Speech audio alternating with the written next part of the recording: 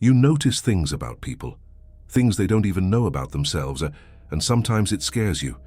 Sometimes it even scares them. You look at someone and you just know. You know when they're lying. You know when they're hurting, even when they're smiling. You know when something's wrong, even if no one has said a word. And you've probably noticed that it unnerves people. They might pull away from you for no apparent reason. They avoid eye contact. They become uncomfortable in your presence. Some might even resent you, even though you've done nothing wrong. If any of this resonates with you, I need to tell you something very important. You have a gift, and that gift intimidates the people around you. Not because you've done anything wrong, but because most people don't know how to deal with someone who sees beyond the surface. Today, I'm going to explain what's happening, why this gift has appeared in you, why it bothers others so much, and most importantly, how you can use it without hurting yourself in the process. If you stick around until the end, I'll show you something Eckhart Tolle teaches about how to protect this gift without closing yourself off from the world. But first, let me tell you what science has discovered about people like you. Researchers have studied a phenomenon called sensory processing sensitivity, SPS for short. They've found that roughly 15 to 20% of the human population possesses this trait. People with high sensory processing sensitivity have physically different brains. Research using MRI scans has shown that when these individuals look at other people, certain areas of the brain activate much more intensely than in most people. These areas are precisely the ones responsible for empathy, for perception, for awareness, for action planning. In other words, your brain was built to perceive more, to feel more, to see beyond what others see. And this isn't imagination, it's neuroscience. But here's the problem that no one tells you. When you can see what others are hiding, you become a threat to them. Not because you're going to do anything with that information, but because the mere presence of someone who sees through the masks makes people feel vulnerable. Think about it. Most people spend their entire lives building an image, a persona, a version of themselves that they present to the world.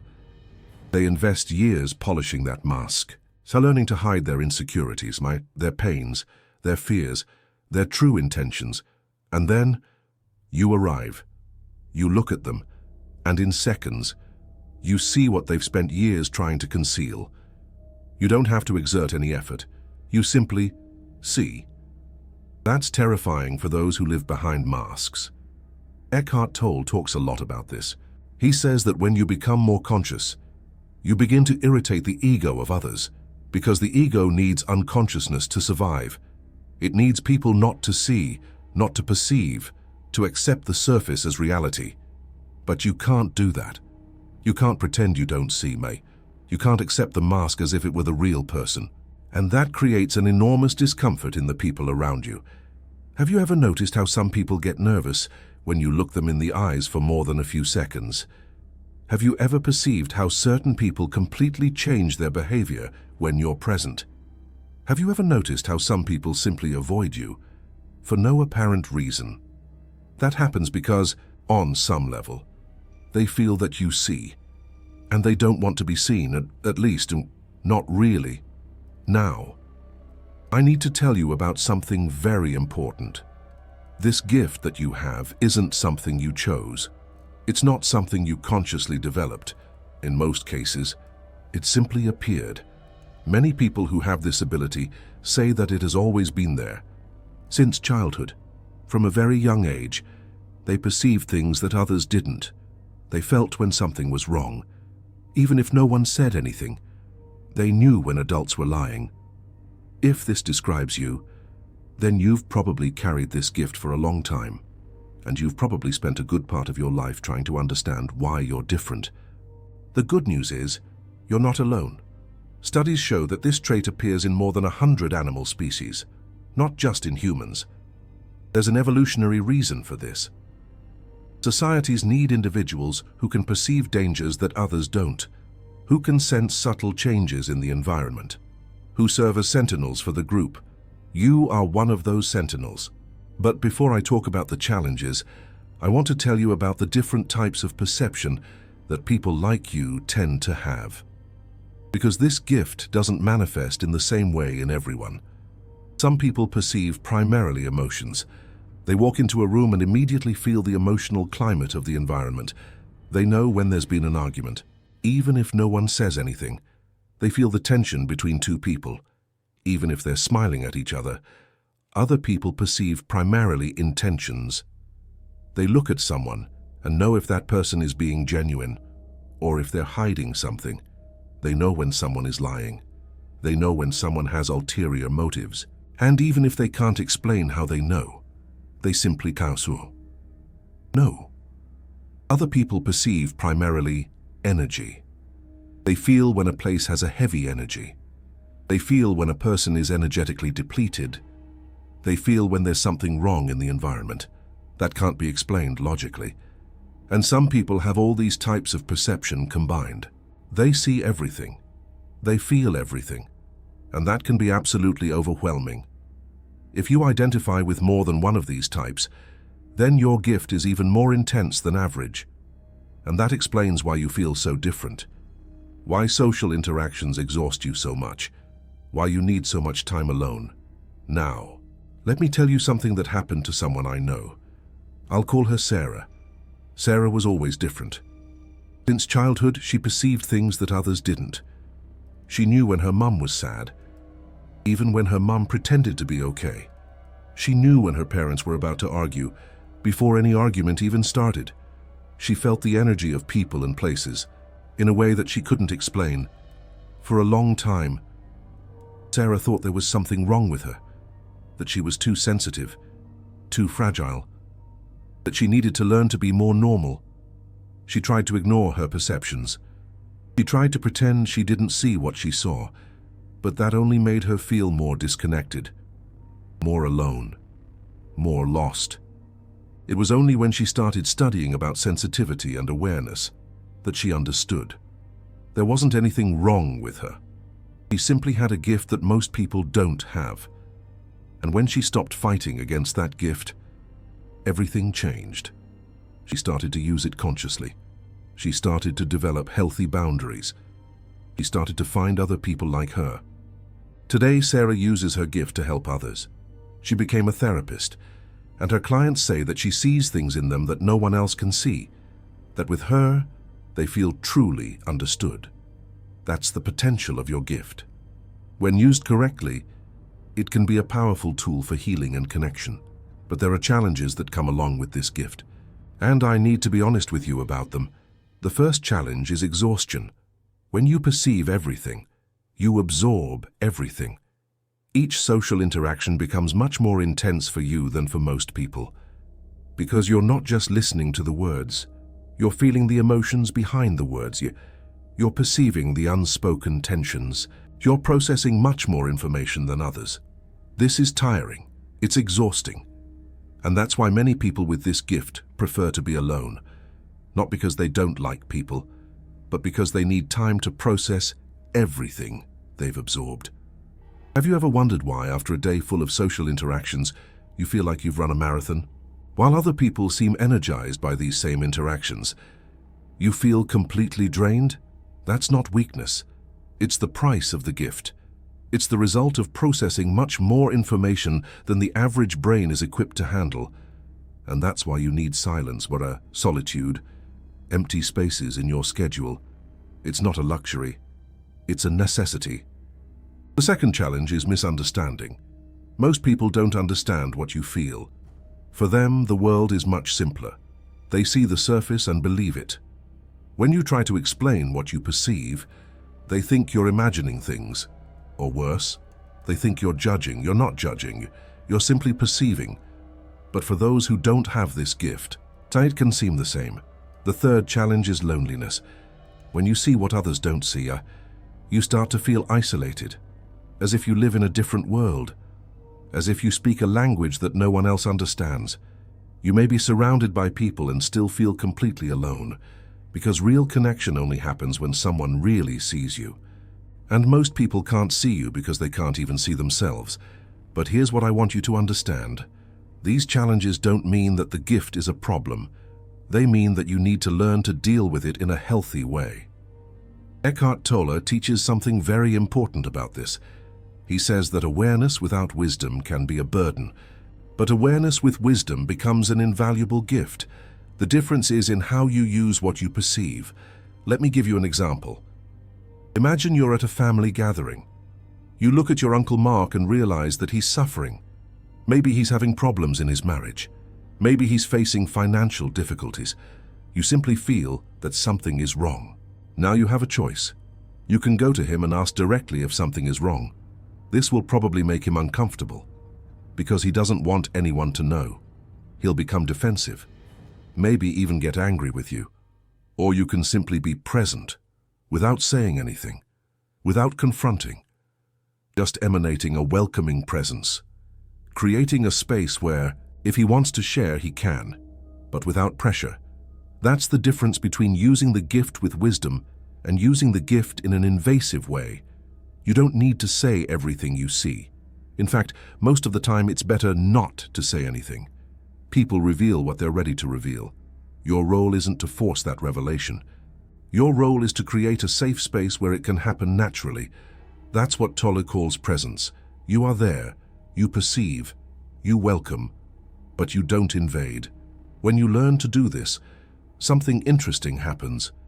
The people who previously felt threatened by you start to feel safe because they realize that you won't use them against themselves, that you won't expose their vulnerabilities, that you're simply there. And at that moment, the gift transforms. It stops being something that pushes people away and becomes something that attracts them. Because deep down, everyone wants to be seen. Everyone wants to be understood. Everyone wants to find someone who sees beyond the mask and still accepts them. You can be that person, but it requires maturity. It requires wisdom. It requires you to learn to hold what you see without needing to do anything with it. Now let me tell you about another very important aspect of this gift. It also works in the opposite direction.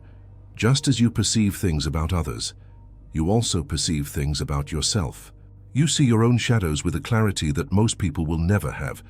This can be painful, because while other people can live in denial about their own problems, you can't. You see, you know. You can't pretend it's not there. But this is also a gift, because healing can only happen where there is awareness. And you have awareness in abundance. The parts of you that need healing can't hide. They are exposed, visible, waiting to be worked on. This means that your path of transformation may be faster than most. Not easier. In fact, probably more intense. But faster because you don't waste time in denial. Tolle talks about this when he describes the pain body. He says that most people carry accumulated emotional pain without even realizing it. This pain stays in the unconscious, influencing their actions and reactions without them knowing. But you perceive.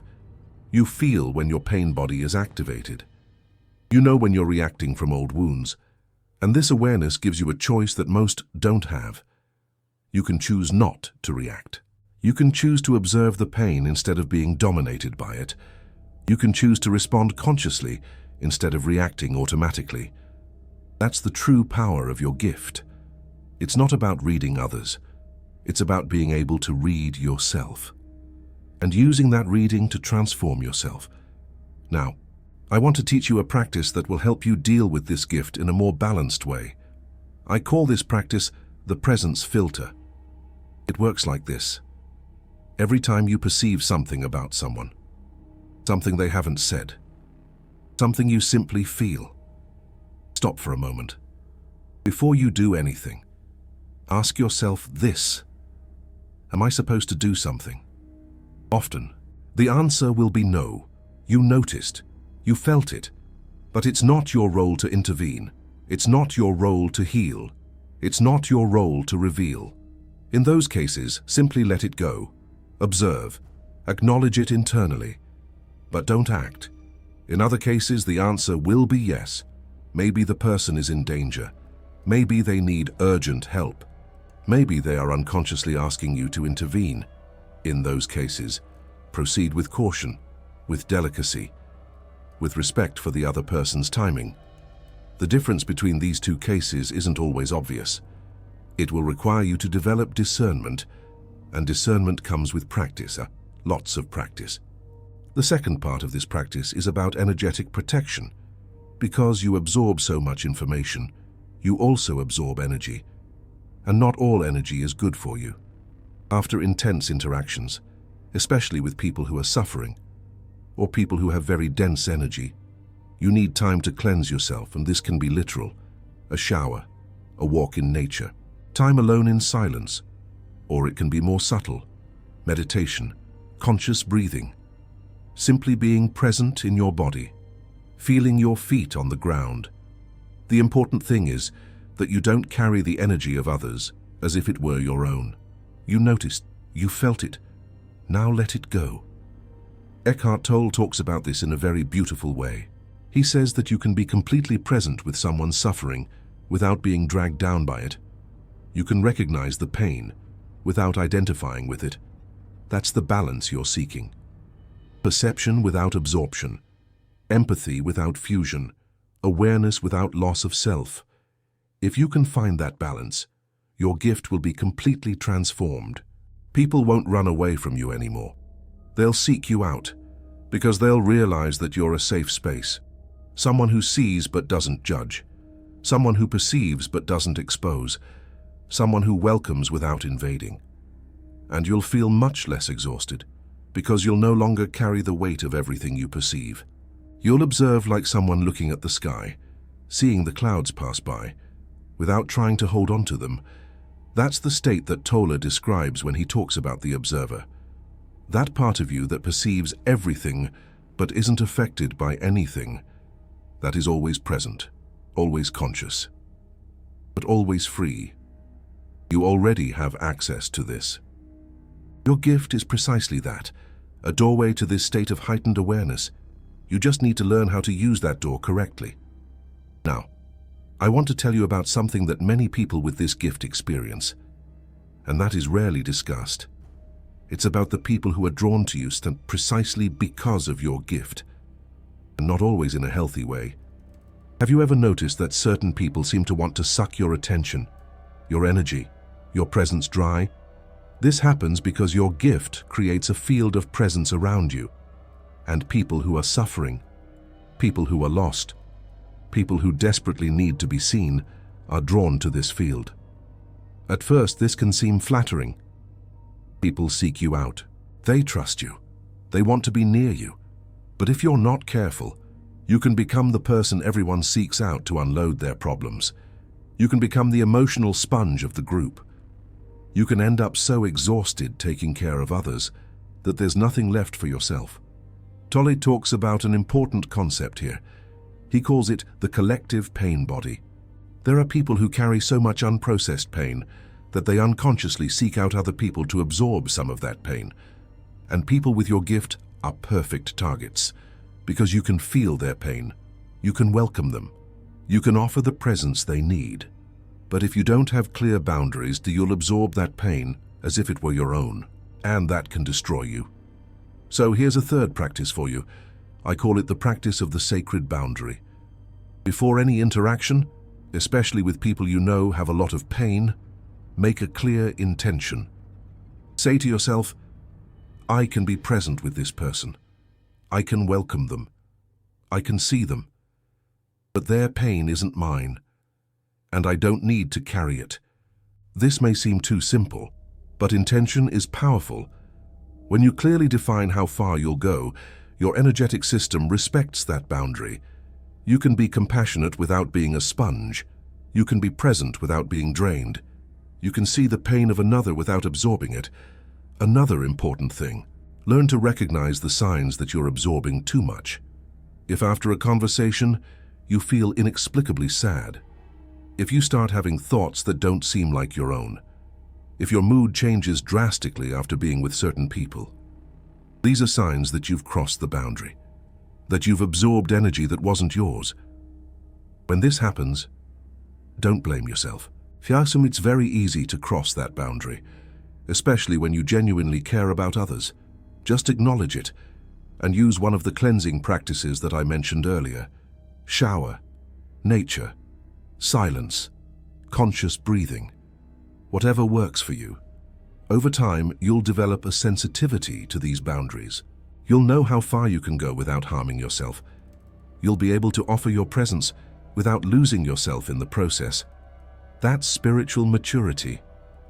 And that's what Tolle teaches when he talks about being in the world, but not of the world. You can be completely present, completely connected, completely compassionate, and still maintain your energetic integrity. That's the balance that people with your gift need to find. And when you find it, everything changes. You stop feeling like a burden. You stop feeling like too much. You stop feeling like someone who needs to hide. And you start to feel like what you really are. A gift, a light, a healing presence in this world. Because that's what you are. Even if no one has told you that before. Your gift isn't a mistake, and it's not a curse. It's not something to be hidden or suppressed. It's a tool, a responsibility, and yes, a gift. And if this content has helped you to better understand the gift that you carry, if it gave you a new perspective on why people react to you the way they do, Super Thanks is a way for you to say thank you, this made a difference. And each support helps me continue bringing this type of content to who needs to listen. Before I finish, I want to leave you with a reflection. This gift that you have wasn't an accident. It didn't appear by mistake. There's a reason you're this way. Maybe it's so that you can help others see themselves. Maybe it's so that you can create spaces of healing. Maybe it's simply so that you can live a more conscious life. Whatever the reason, the gift is there, and it's not going away. You can fight it. You can try to ignore it. You can pretend you don't see what you see, but that will only create suffering. You can embrace it. You can learn to use it wisely. You can transform it from something that scares people into something that heals them. The choice is yours. But if you're watching this video this far in, I have a feeling about you. You already know the answer. You already know that this gift is part of who you are. You already know there's no running from it. Now it's just about learning to walk with it instead of against it. And let me tell you one last thing. There are people in the world who are waiting for someone like you. People who have spent their entire lives feeling invisible. People who have never found someone who truly sees them. When you learn to use your gift correctly, you become that person for them. You become the safe space they need. You become the welcoming presence they've been searching for their whole lives. And that's no small thing. In a world where most people live on the surface, where connections are shallow, where few dare to see beyond the masks, you are different. You see, you feel, you connect for real. That's rare. And it's valuable. And it's exactly what this world needs. So, stop hiding. Stop shrinking yourself. Stop pretending to be normal when you know you're not. Embrace who you are, with all your perceptions, with all your sensory processing sensitivity, with your entire gift. As Eckhart Tolle says, the power of now is realized when you accept what is. The world needs people like you, and you're ready to step up. Now, tell me in the comments, when did you first realize that your ability to feel things about people made them uncomfortable? Have you ever felt like you were too much for others? Share your experience, Abis. I read every comment and respond. And if you know someone who also carries this gift, someone who feels too different, someone who unintentionally scares other people, send them this video. It might be exactly what they need to understand that they're not alone. We'll see you in the next video. Pomokisti.